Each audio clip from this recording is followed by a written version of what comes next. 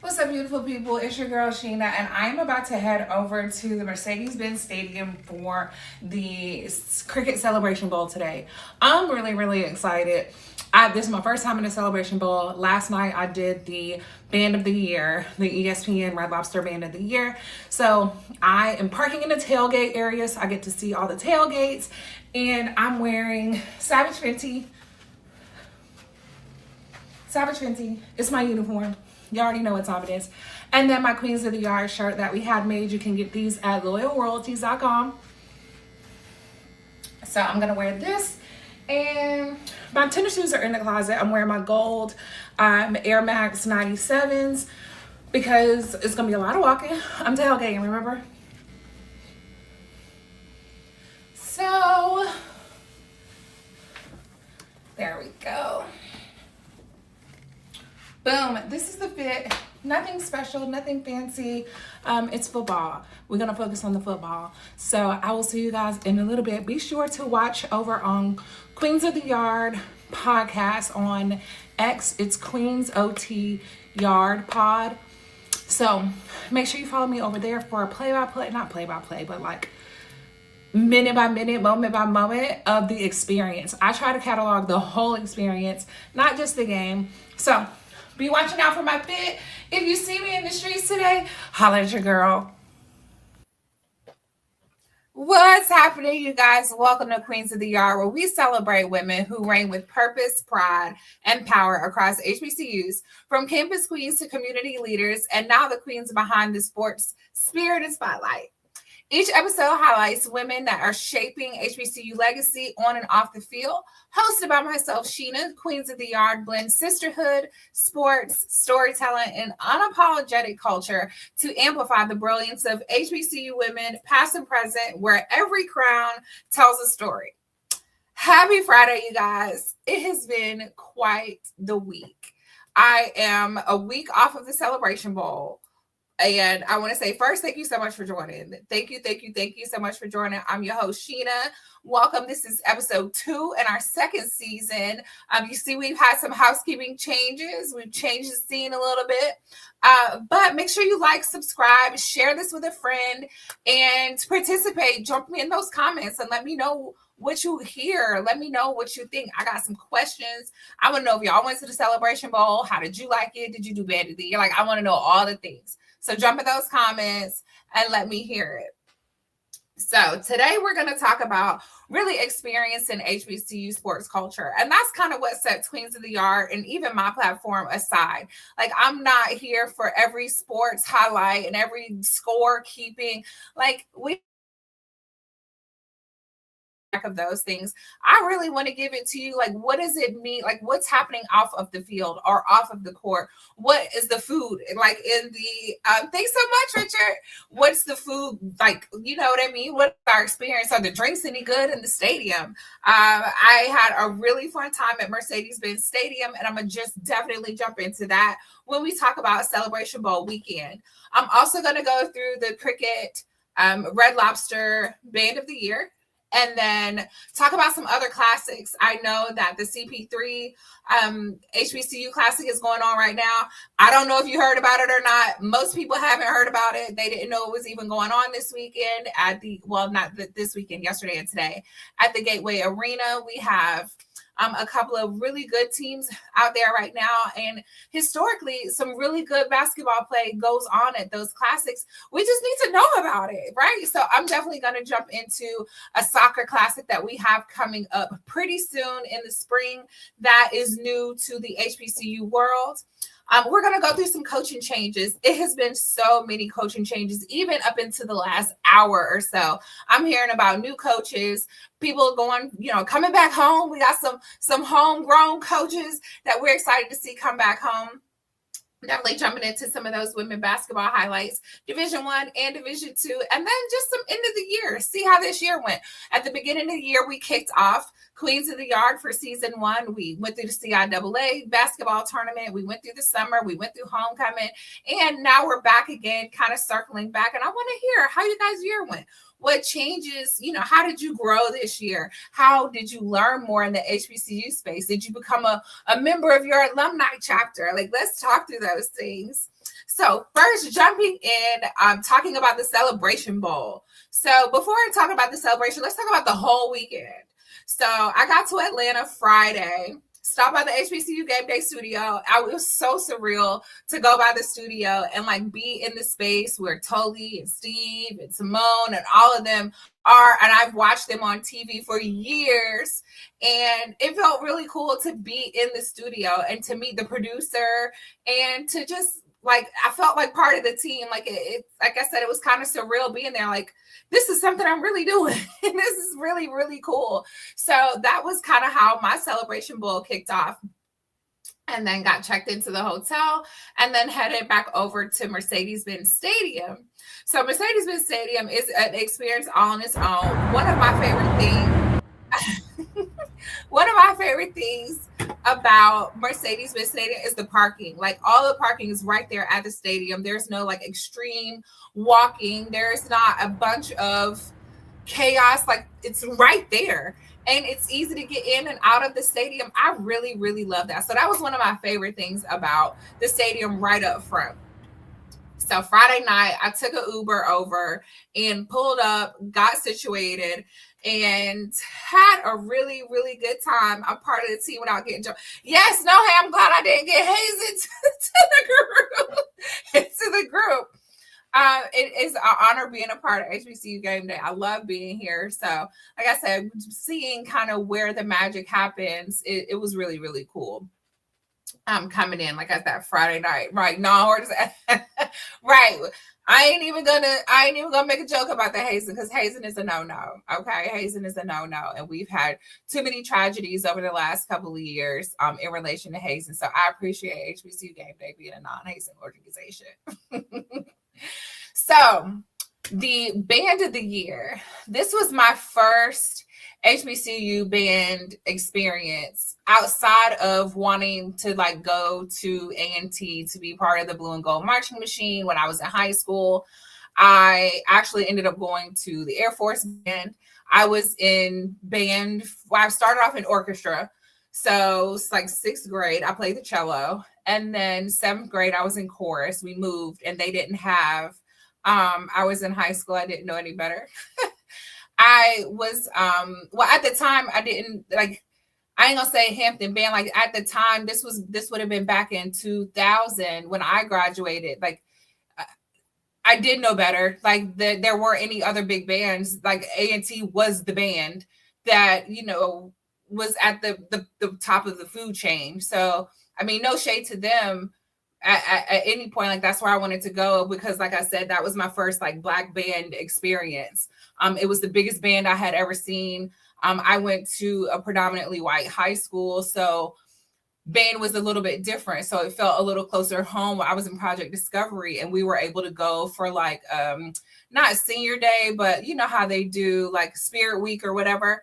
And then you get to like, I got to go sit with the band. I got to experience it. So it was really one of my very first experiences with HBCU bands. And at that point, it was like, this is where I want to be. Like, this is where I fit in. And that was my connection to it. So, you know, kind of gone all through high school. I was in marching band. I was in concert band. I was in jazz band. And like I said, I didn't get into A&T, and I went to the Air Force, and I still got to play in band.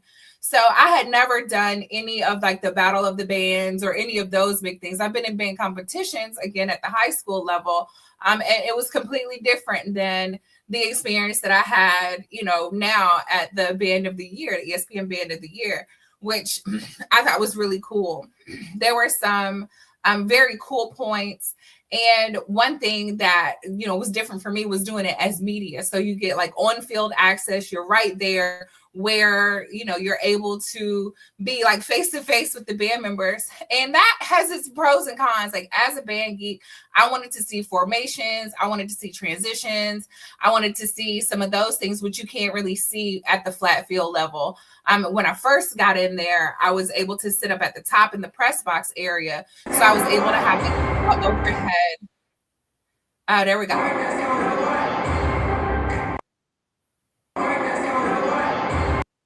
And they feed you really good. Shout out to Chick-fil-A. So I was able to have that overhead experience looking down and seeing the transitions. I got to see that vantage point for Miles College, which I thought their field show was amazing. And so did everyone else because they won. So I was really excited that like their show translated to their score. And then by the time we got down to the D1 schools, I was already on the field, which gave, like I said, for a different experience. And then beating media, you're down there with all the cameras, you're down there with all the other media people. So I can't say it's not as enjoyable. It's just a completely different experience than I'm accustomed to. So I'm normally looking at it from like a player perspective versus a media perspective. But it was really, really cool. I got to see some of my girls. I got to see Ty, Ali Floyd. I got to see my girl Keisha with Black College Experience. Hey, girl! I was so excited to like meet her face to face because we, back and forth online quite a bit. So it was really cool to get to see her, and that she got a chance to see her alma mater, FAMU, participate in the Band of the Year. I keep wanting to say Battle of the Bands, but it's not Battle of the Bands. It's Band of the Year. The Booty. That's what I keep calling it. Booty Band of the Year. So it was really cool. Like I said, being down there with media. Red Lobster Band of the Year. Yes, Red Lobster. Not HBCU bands are kind of like, I don't know. Ohio State it's just different. I can't say that one is better than the other. They're just two different cultures. I have a lot of respect for band as an institution in itself, and they are different. They are different. Like I said, you have some of your premium, non-HBCU bands that are there, and I won't necessarily say that they're, like fried chicken with no seed. I can't necessarily agree to say that because they do have different qualities. Ohio State is known for their transitions. They're known for some of the more premium field shows. So definitely Booty was rocking everywhere. And then even the sound is different when you're down on the field. You can't hear any of the microphones, like any of the talking, any of the narration that's going on. You can't hear any of that. So that made it hard, especially when you're used to that, like in a stadium, like in the HBCU space. That is also something that's different, is the narration. You don't see a lot of that in some of the non-HBCU band field performances where there's a lot of narrating. There's this song coming up. These are like, welcome this folks to the field.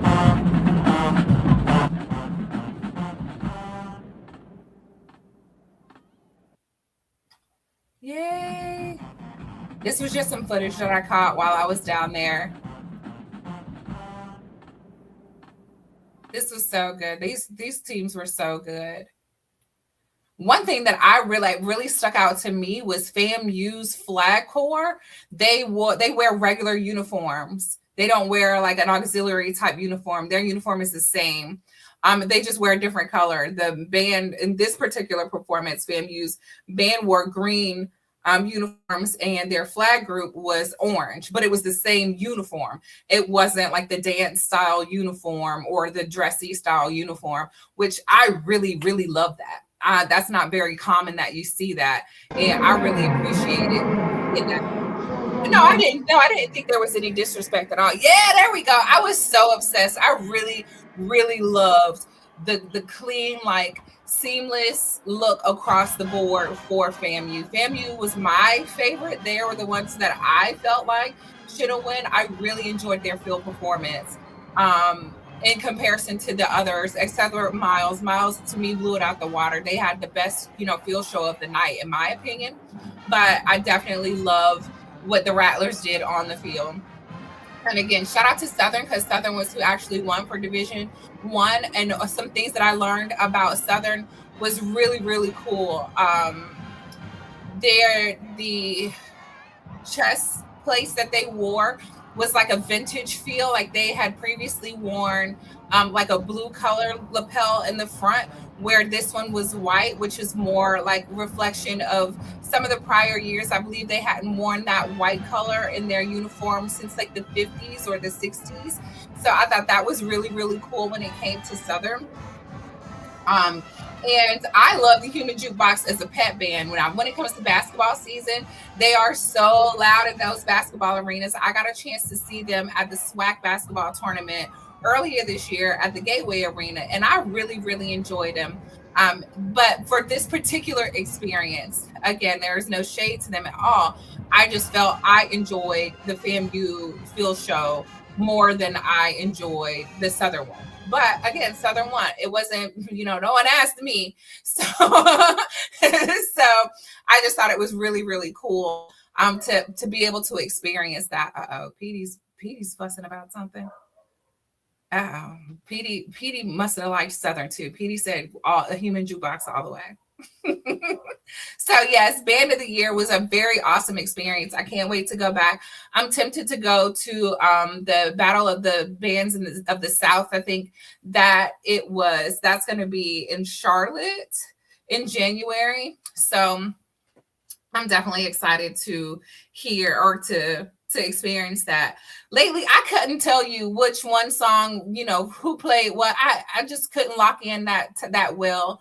I wasn't able to hear. I felt like there was just too much in my eyes for my ears to work the right way. So I missed all of the actual songs that they played for the sake of watching the field show at the ground level. So that was my experience were any of you guys there? Did anyone that's in the chat, drop me something in the chat if you were there or if you have been previously, and what's your experience? Who do you think won the Band of the Year?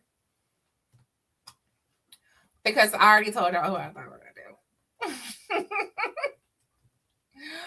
All right, so from Band of the Year, let's see what Josh had to say. We got footage from Josh? Do we have any of that, dear producer?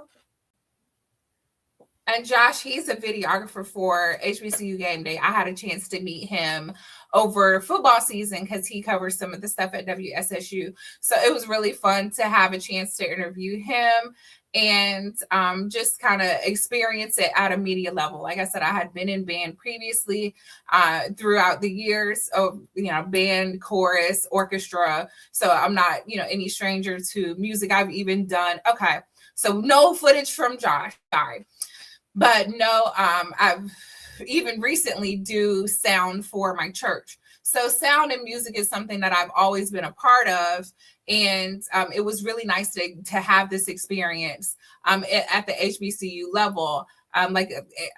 I kind of gonna say tease, but a lot of HBCU stuff is kind of new for me because I waited later in life to go to school. I went to the Air Force right after high school and then circled back after, workforce, career, corporate America, and then decided to go to an HBCU to finish my degree. So it was fun. That was my experience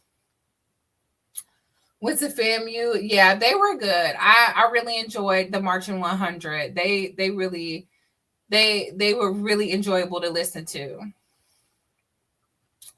All right, so now moving on to the Celebration Bowl game day experience. Now, this was something I had just the spectator standpoint for. I did not have media credentials. I didn't cover it from a media perspective. I was just a fangirl having a good time in the stadium. So I, of course, still got some content, still had, a few things that I was going to do just because, Sheena's gonna Sheena. But I had the opportunity to step away and really talk about the experience. I had really good seats. And then because, everybody is there. So I had the opportunity to hang out in the AMG lounge, which is at the bottom, like at the field level, which is fun, but I like to watch the game. So if you're there, like it has a time and a place. Like I couldn't imagine being down there the whole time because I want to watch the game. But it puts you right at field level. Like I was behind the Prairie View bench. So it's really hard to see the field from that standpoint. But they have food in there. They have all kinds of, yummy stuff in there. Again, this is a viewpoint from walking into the stadium. This walk was, very quick. You don't have that like, oh my gosh, it's going to take forever to get there. You don't have that feeling. And that was something I thought was really cool about Mercedes-Benz Stadium. I parked in the tailgate lot, which is right at the bottom of the stairs. So I literally parked here and walked up the stairs and was right here at the front doors. So it made for great parking experience. And the parking was pretty cheap. It was like $27 to park, which I thought was pretty cheap. I know when I've gone to like the Chiefs games up at Arrowhead or at Cowboy Stadium, that parking is like $50-$60. So I was really happy that the parking was affordable. And I didn't have to spend an arm and a leg on the parking. Now, I don't know how much it is for regular game days, but it was pretty cool. To, like I said, really affordable. And then once you get into the concourse, there are so many different food options. And I felt like the food was really affordable too. Like I got a big bowl of nachos for like $12, and then a drink, like a alcoholic drink from the Sveka bar, and it was like $10. So it was like cheaper than going to the club. I thought they were really, really reasonable for stadium prices. And then I sat down. I intentionally picked a row all to myself, so that way I had, space to myself to just like enjoy it. And then I went to the bathroom. I came back from the bathroom and somebody was sitting right in the seat next to me, and he wouldn't move. Like he would not move. He sat and he taught my head off until I couldn't take it anymore. I just got up and left. So if you're watching, mister, you ran me out of my seat. And I didn't appreciate that. And then you started touching my clothes, and I really didn't appreciate that. Next time, sit somewhere else. Okay? If you see one person sitting in the seat, and I know it was filled because I bought that seat already. You knew somebody was sitting there. We had us a good time though. South Carolina, there was a lot of talk about the attendance, but I'm not gonna say it was packed, but it was so many people there. It is definitely one of the best football experience, like HBCU football experiences I've ever been a part of.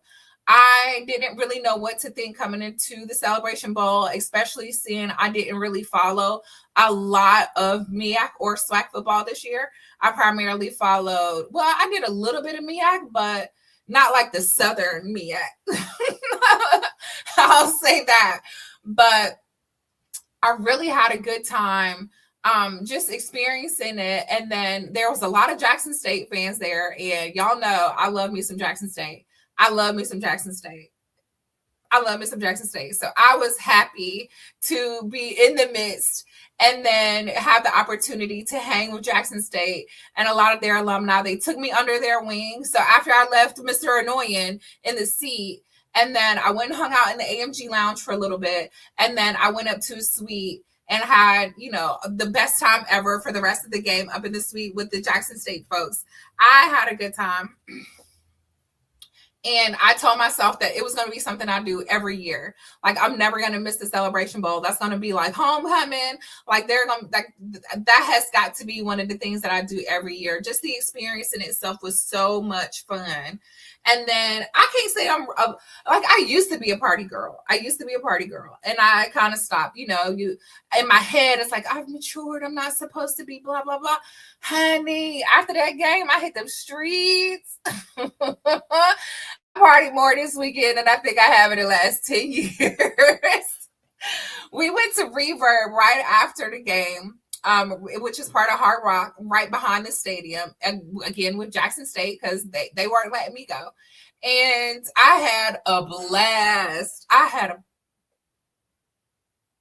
Sorry, I thought I heard something. I had a blast. And then after that, HBCU Gameday, we did a meet and greet over at Cuckoo Room. And I'm telling you, they had me out all late. It was so late at night. And then what else? Oh, outside, inside, round the side, upside down. I was everywhere. I had me a good time now. Even for like CIAA, everybody talks about CIAA. And even if you run the show back a little bit, and I'm like, it's more to life than partying. Baby, no, it ain't. I see why y'all party the way I do. Because I had a good time. And then I met so many amazing people. Like, maybe, did I meet my husband at the Celebration Bowl? Am I going to meet my husband at the Celebration Bowl? Was my husband at the Celebration Bowl? I don't know.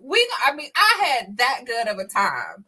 I had so much fun between the game itself, between the bar, like Reverb was really cool. They had like a rooftop situation, and then getting to hang with my HBCU Gameday friends and family at the Cuckoo Room. Like I had such a good time. But I will say I got a few hours of sleep, and I was up Sunday morning, and I was like, don't do it, girl. Don't do it. You're going to trap yourself into a brunch and be stuck here all day. So I hit the road at like 7 o'clock that morning. And I was home by the time NFL kicked off. I just couldn't fall into the trap because I knew if I got up and did something, I was going to be down there all day. And I didn't. I was ready to get home to my boys. But like I said, Celebration Bowl is something that I am not missing ever. Y'all always gonna see me at the Celebration Bowl. And I don't know if I'm gonna do media, because I'm gonna tell you, I had a good time floating around and carrying on. Like, you want me to work? I don't know. I'm gonna do whatever HBCU need me to do. I mean, Gameday need me to do. But I had me a good time. Did you guys go? Was anybody at the Celebration Bowl? If you are, drop me in the comments. Where did you sit at? Whose team did you support? And what did you think? There was a couple of moments in the Celebration Bowl or during the game that I thought was very interesting. Like when the kicker, when it hit the goalpost, that everybody keeps talking about, oh, they lost the game. And like, there were little moments that lost the game, I think, for Prairie View along the way. And then the touchdown that they called back. There were just like a few moments I thought, but I know they had asked Gameday had asked the question the other day, did South Carolina State win or did Prairie View lose? And I believe South Carolina State won. I thought it was a really good competition. And I think they made all the right decisions. They made all the right adjustments. They did what they needed to do to win that game. So shout out to you, South Carolina State Bulldogs, for being the 2025 Celebration Bowl. Yeah. It was a rough game. And then we went to 4 overtimes. Like, it was the longest game I think I've ever been a part of. It was just like overtime after overtime after overtime after overtime. So it was a lot. It was a lot, but it was fun. Y'all make sure y'all pull up next year. I don't care who in the Celebration Bowl next year. I'll be there. I will be there. Please believe I'll be there. Whew. I got hyped. I was hyped off the Celebration Bowl. So thinking about other cool things. All right, we got some more. Yes, fan footage. And it was cold in there. I think it was colder in the arena than it was outside. I thought it was very interesting how cold it was. They could have opened the sky top. And I think that Mercedes-Benz is bigger than it needs to be. Like, there's a lot of headroom in there. I think it could be smaller. Like, I don't know, it just felt so open. So, thinking about different classics, I know I mentioned the CP3. We're talking about the Celebration Bowl, which is a matchup between the SWAC and the MEAC. One cool thing that I am honored to be a part of as the communications director is the HBCU FC Classic that is coming in April.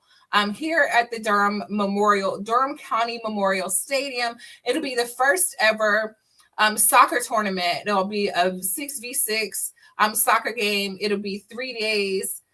Definitely. Now, going back to the Celebration Bowl, he absolutely did make a difference.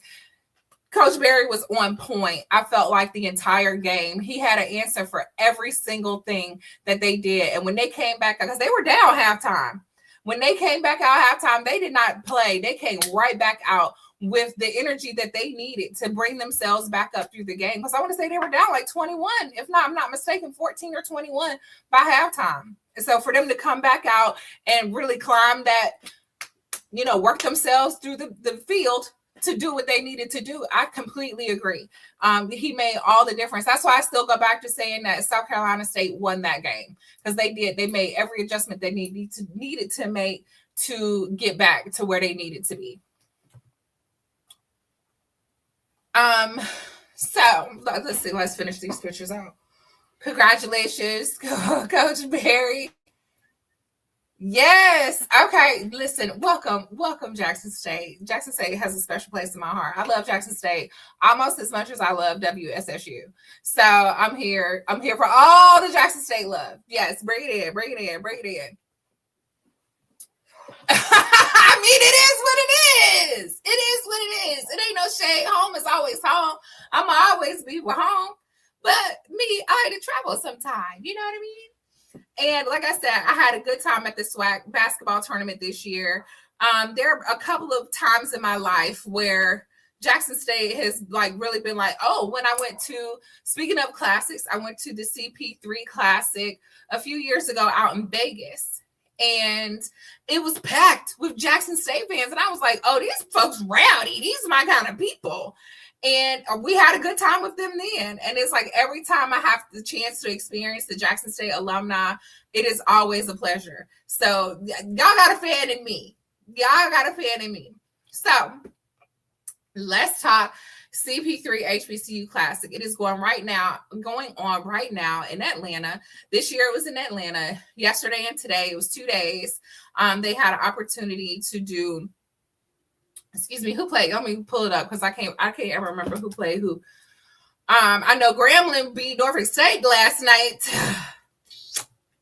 And that was a good game. If you can catch, the Division I games are on ESPNU, and the Division II games are on ESPN Plus. So make sure you tap into those. The Division II games have already gone on for the day. Today we had at 10 Morehouse and Lincoln played, and then we had Clark Atlanta and Fayetteville State play at 12:30. I will bring up who won those games in a second. And then today, after we finish at 5 o'clock, Hampton is playing Grambling. I think that's going to be a good game. And then at 7:30, Jackson State is going to play Norfolk State. So I'm excited to see. Hopefully, Jackson State did not win last night, so hopefully they come back and win tonight. They beat Norfolk State. But Grambling, they put a hurting on Norfolk State last night. So I think they're going to win tonight again. Coach P over there is doing some really cool things with Grambling, and I'm excited to see those games tonight. Like I said, that happens tonight, 5 o'clock and 7:30. Make sure you jump over to ESPNU, or if you're in the Atlanta area, go. Like, that has been my biggest thing. Let me come back over here so I can see myself. My biggest thing with this particular classic is it has zero marketing. I have been following this classic for 4 years. This is the 5th year that it has been in existence, and I've not heard anything about it. There's no social media campaign leading up to it. And I even did a little digging. And the first time I had heard, even with the date, was I had happened to be watching the BET HBCU Honors maybe 2 weekends ago. It came on, and there was one commercial in there referencing this CP3 Classic. So I pulled up the Instagram, and at the time, there had not been any Instagram post about it since December of 2024. And then September, there was a post. November, there was a post. And then in the last 2 days, there have been 15 posts. Talk about a little too late. And then when we watched them, I had some friends that were there, and it was like, girl, it's empty here. It's nobody in here. And then did you guys know about the Classic? Did you guys know that this was happening? And this was in Gateway Arena. So like I said, I was at Gateway Arena a couple of months ago at the SPAC basketball tournament. So it's it's not like an unknown place. Like, this is one of the better arenas in Atlanta. And I thought it had so much opportunity for activations. I didn't see any. I saw one Toyota. I saw sponsor activations, but I didn't see any vendors, like local vendors. I didn't see any other activations outside of Toyota. And the only reason I knew that one was going on was because DJ J Scale is the DJ for Gateway Arena, and she partnered with Toyota to do the activation for the Classic. So unless you're like in the weeds of this thing, you didn't know about it. And I think that is so unfair sure, they make money, like the teams, the schools get money for coming to play at these things, but how can you imagine how it feels to just play to an empty arena year after year for this thing? I want these things to be filled, especially after going to the Celebration Bowl. Like, I know these alumni chapters are there. I know that people are willing to travel. People love HBCU basketball. And you got some of the better teams. Like, you got freaking Grambling is there. What you mean? Norfolk State is there. Like, Fayetteville State is, one of the better teams in the CIAA, like if not the best team right now at the CIAA. So like you got some real hardcore teams participating in these things, and I think it's just unfair to make them play to an empty arena. And then like the lady who did the Star Spangled Banner, girl, I know you get your reps in. And then Butta B performed. You got these people performing to empty arenas because there is no marketing done. And I know that there are people who reached out and was like, hey, this thing needs a campaign behind it. This thing needs some feet behind it. And to know that it never has any feet behind it, it's really pissing me off because I want this thing to be amazing. Like it should be. These teams deserve full arenas worth of people. The alumni deserve to be able to go to these things. It's affordable, but if nobody knows about it, then what you gonna do? Like, and I can't imagine that sponsors are happy. You know what I'm saying? I'm sponsoring these things. I'm putting thousands of dollars to put my name on this brand that nobody gonna see. Like we're literally talking 100 people in the stands at the most in that Gateway Arena, which holds like 3,000 people. And the entire sections are completely empty. So make sure you be on the lookout. You have to like keep your ear to the streets. I'm always talking about, if you follow me, I'm always talking about it. I will always keep you all in the know as much as I can with the CP3 HBCU Classic. Again, when this goes off, I'm going to be parked in front of the TV watching because I really enjoy the opportunity and I think it's a great product. I just wish more people knew about it. So that's that on that. So again, those classics, like I said, HBCU FC Classic is coming. I'll be make sure to follow me and keep up with those changes that are happening in the spring sports. And then, like I said, keep up with the CP3. Watch that tonight. Give them at least some TV ratings, right? So, coaches, there's been a lot of activity in the transfer portal when it comes to players, but these coaches have been playing merry-go-round as well. It has been really, really interesting. It seems like every time I pull up my phone, somebody is, coaching here now, somebody's coaching there now. But one of my favorite things right now is people coming back home. So y'all know I went to Winston-Salem State. Go Rams. I'm really excited that we have one of our own, Toy Woodbury, back as a head coach. He's won, I want to say, 2 CIAA championships as a player. And then he is from Winston-Salem State. And then he's gone on to go to the NFL. He won a Super Bowl recently with the Chargers, if I'm not mistaken. And then he's gone on to coach at Howard. He is most recently a coach at Norfolk State. And now he's back at home as a head coach at Winston-Salem State. So I'm very excited that he's back. And then with him, he brings in some more of the homeboys, if you will, with Chris Harrison being hired as the offensive line coach today, who's also from Winston-Salem State. And then they have a cool tie together is that Woodbury previously coached him in high school. So they have the opportunity to already know each other, to know how it works. So I know that they have to have some good synergy there, like I said, to be able to be coached under someone and then now bring them on, and that has to feel good as a leader as well, to see your players kind of progress through their own career and now be able to coach alongside you as a head coach. And then Harrison as the offensive line coach. So I'm really excited for what's happening with WSSU football this year. I think I'm going to take a break from the press box and really sit down in the stands and get a good feel for that, football coaching and experience as a spectator or even as media.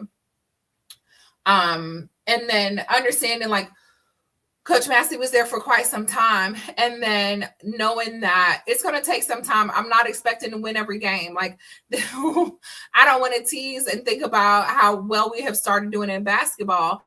it kind of jumped out with the fire, but I understand it's going to be taking some time. We're getting new coaches. I know they're doing a big recruiting effort right now. They're reaching out to JUCO, to those high schools, to people who are interested in playing ball here at WSSU. So it is very, very interested, and I'm very interested to see what's going on in my backyard at Winston-Salem State. And then another one that was announced yesterday was Quinn Gray was named head coach over at Florida A&M. So they got some new meat over there. I ain't even gonna call him new because he's another hometown guy. He is a former quarterback for FAMU, and he led their program to back-to-back championships in 2000 and 2001.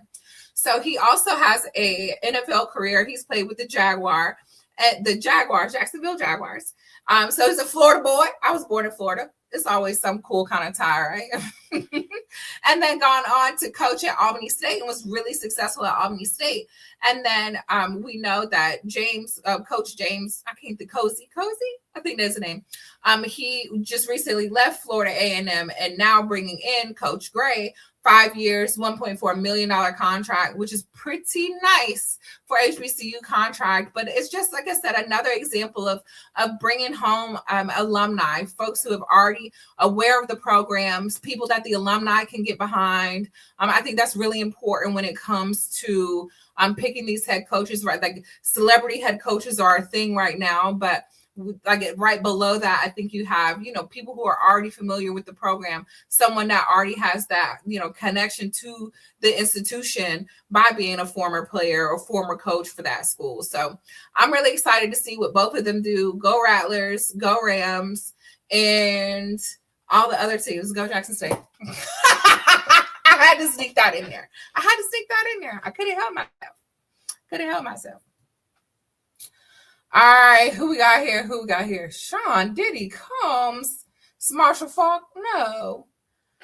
Marshall Falk's over at Southern. Oh, I forgot about that coaching change. My bad. There's quite a bit here. We got Marshall Falk, my bad, hired as the head coach.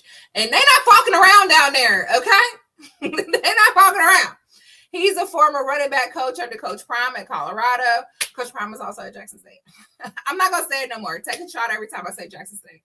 And he's also building his, I think they have one of the Miles boys. They're there. And then using that NFL relationship, we do, all three of them that we've talked about so far have all, had NFL experience as a player. And as a coach. So I think that is, very awesome to be able to bring that, because they could be going to D1 schools. They could be going, elsewhere, or FCS schools. But here they are coming back home to their alma maters. And I think that's really, really awesome. And then over at Howard, we had Coach Larry Scott leave for Auburn. And then the new tight end coach. And it creates a major opening for like our Ivy League, one of the more prestigious HBCUs. So I'm just, kind of waiting to see what's happening there. And then some other things that are happening around.